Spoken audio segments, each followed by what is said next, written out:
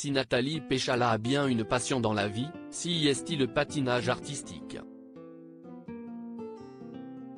La native de Rouen, Seine-Maritime, baigne dans cet univers depuis l'âge de 7 ans, devenant avec les années une star de la discipline.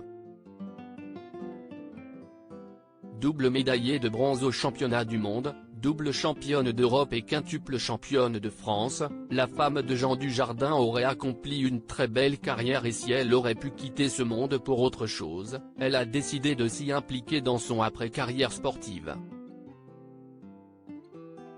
En mars 2020, la maman de Jeanne, 7 ans, et Alice, 2 ans, devient la première femme élue à la présidence de la Fédération française des sports de glace, FFSG.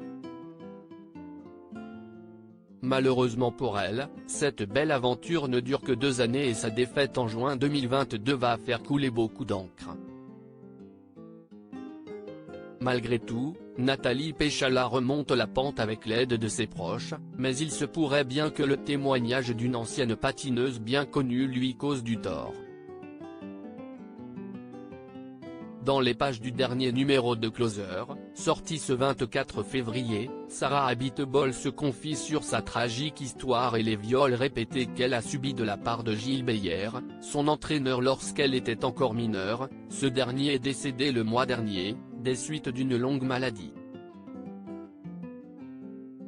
Un témoignage qu'elle a fait à travers un livre, Un si long silence, sorti en 2020 et qui a énormément fait parler.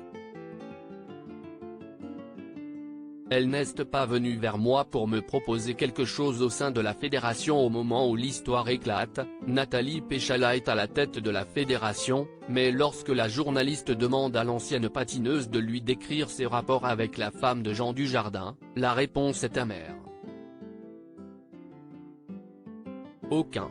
À l'époque où elle était présidente de la Fédération française des sports de glace, elle n'est pas venue vers moi pour me proposer quelque chose au sein de la fédération, lance Sarah Abitbol, visiblement déçue de cette attitude.